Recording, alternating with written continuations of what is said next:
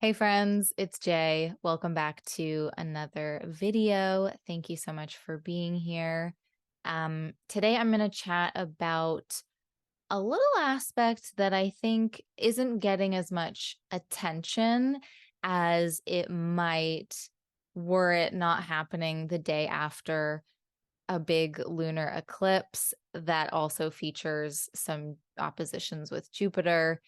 What I'm talking about is Mars conjunct Mercury, Mercury conjunct Mars in Scorpio, happening on October 29th, which is, yeah, just a day after that lunar eclipse in Taurus. So, I mean, I kind of get like why it's not getting as much attention as that lunar eclipse, but I'm really intrigued by this combination. Maybe it's because I have Mercury and Mars relatively close together in my own chart, but I had also talked about Mercury and Mars a couple of months ago when they were very close to forming a conjunction in Virgo. This was like back before Mercury even stationed retrograde in Virgo, which feels like lifetimes ago. But yeah, so I want to talk about this Mercury conjunct Mars in Scorpio. And I thought I would maybe just share the chart with you guys as we talk about it, just for something different. Like, why not? Why not, right? So hopefully you see it. Hopefully it looks all right. But yeah, so again, Mercury conjunct Mars in Scorpio. It's happening at 11 degrees, 10:22 a.m. on October 29th. And look, I guess there's not much of anything to draw, but it's right here is where that little star is. Between Mercury and Mars at 11 degrees. So there it is. There it is in the actual chart, in the actual sky. You can see that they are very much still both in the opposition with Jupiter. So that's still in the mix, that flavor. So Mercury and Mars coming together in Scorpio is kind of like a magnifying glass. It's got a real detective energy, a real investigative journalist energy. You know, we might get a vibe under this aspect that all is not what it seems, you know, that we aren't being shown everything, we aren't getting the full truth. There's something underneath the surface, and we feel this bit of compulsion to really get to the bottom of whatever this might be. You know, we want to unravel the mystery, crack the code, solve the puzzle, look for all the hidden clues, understand the underlying motivations, unveil the secrets.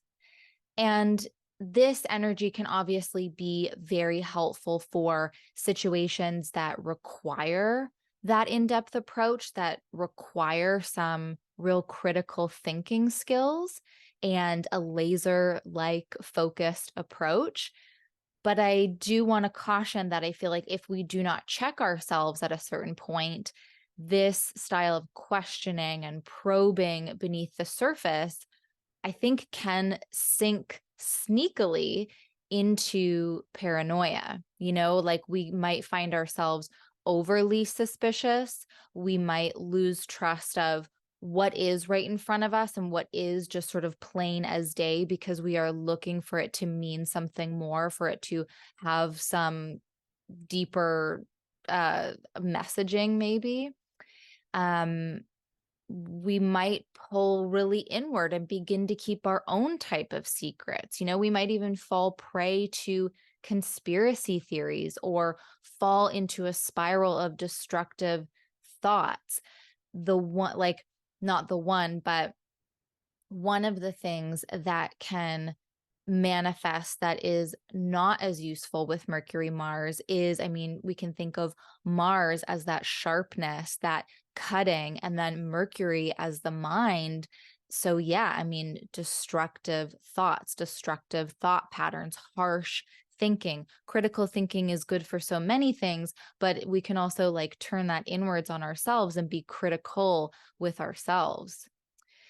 And as I mentioned, with both Mercury and Mars just barely separating from their oppositions with Jupiter, and that North Node eclipse energy still very much circulating in the atmosphere, we can see that the sun is still at that 5-degree mark. The moon might have moved over to 15 degrees, but it's still in the air a little bit. Like the moon hasn't, I think once the moon moves out of Taurus, then that energy has fully dissipated, maybe.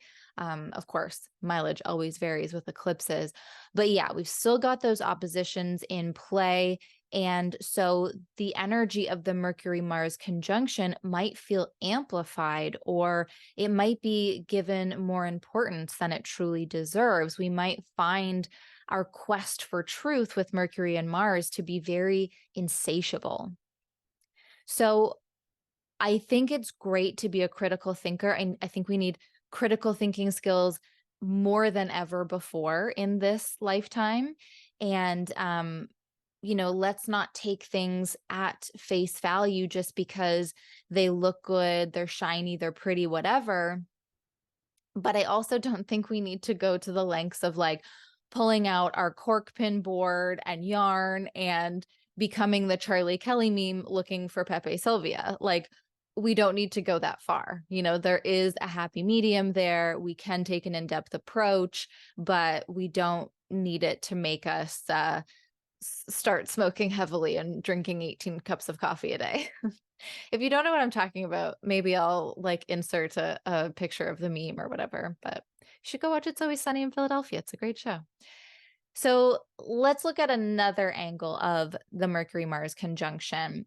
As I already mentioned, Mercury and Mars had this whole like will they, won't they thing kind of happening back in August or September-ish. It was before Mercury went retrograde in Virgo, and excuse me, Mercury and Mars got so close to making that conjunction, but because Mercury was slowing down, it never actually happened.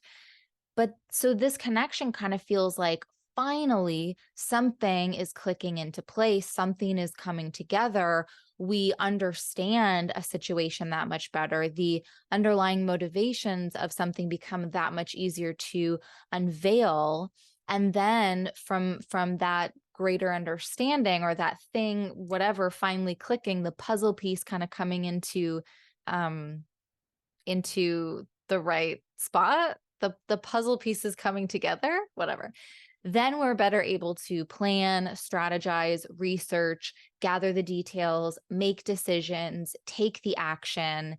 And that action might be behind the scenes or behind closed doors, because we are talking about Scorpio, which can be very concealing and concealed. And, we can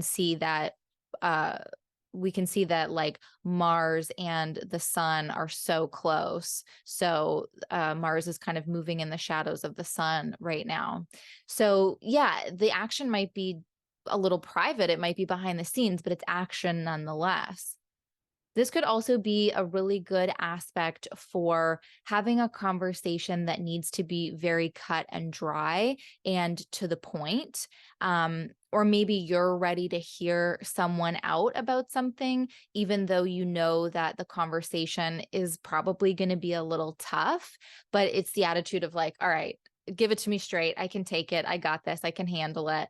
Mileage will always vary on whether or not you can actually handle it. I think the Mercury Mars combo can be, we might be a little sharper with our words than we really mean to be. We could make a comment that cuts deep and we actually don't mean for it to. It's just that our words are coming out with such precision, and that can be really sharp.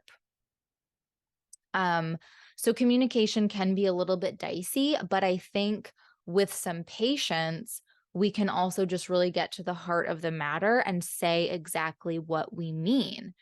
And, it's like there can also be some competitive nature, a competitive tone to our words. I mean, Mars is the god of war. It's like Mercury and Mars are also about like strategy and, like I said, planning, right?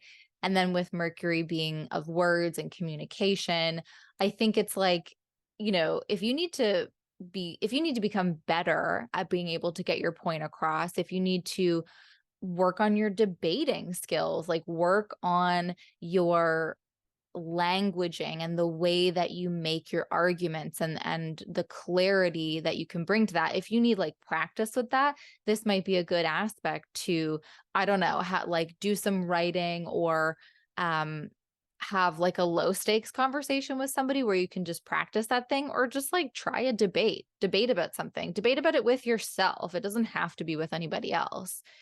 And of course, because these conversations won't be without emotion, we are in a water sign within Scorpio.